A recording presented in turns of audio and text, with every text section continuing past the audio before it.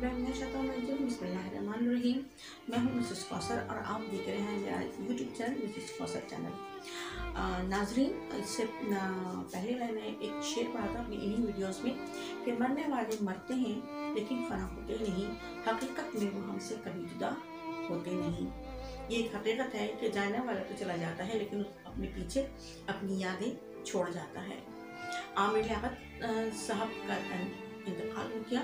अल्लाह मियाँ उनको जन्नत नसीब फरमाए, उनकी मग़फ़िरत फरमाए, उनको अल्लाह मियाँ अपने जवारे रहमत में जगह दे।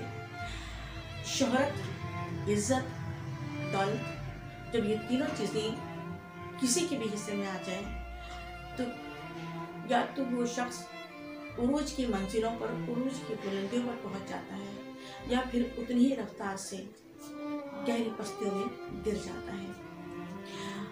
आमिर लियाकत साहब ने अपनी ज़िंदगी में इज़्ज़त भी कमाई, शोहरत भी कमाई और बहुत दौलत हासिल भी की।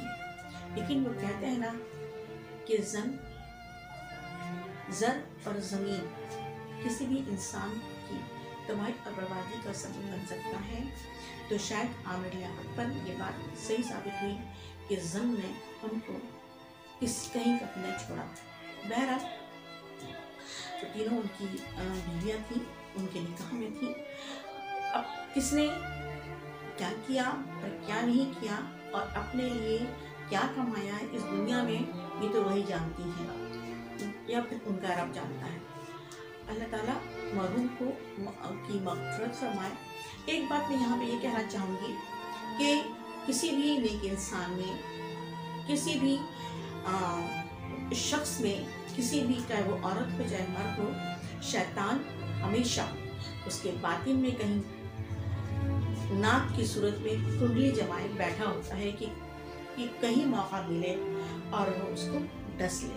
तो मेरा ख्याल है आमिर लियाकत की शख्सियत में भी कहीं ना कहीं कोई शैतान नाक बनकर बैठा था जिसने उनको डस लिया। शैतान से पीछे छुड़ाने का सबसे आसान तरीका ये है कि हमें अपना सदका हर लम्हे हर वक्त देना चाहिए ताकि अल्लाह ताला हम पर अपना रहम व करम नाज़िल फरमाए।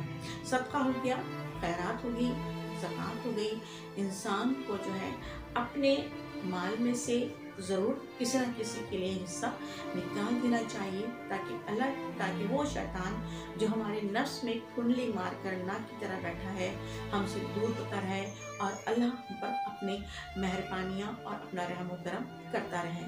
बस मेरे लिए आज इतना ही। बहुत अफसोस का मुकाम है कि हम जो है एक अच्छे इंसान से महरूम हो गए, लेकिन अल्लाह मियाँ उनके लिए बाकी आइंदा के सफ़र जो है वो उनके लिए आसान फरमाए। आमीन। अल्लाह हाफ़िज़।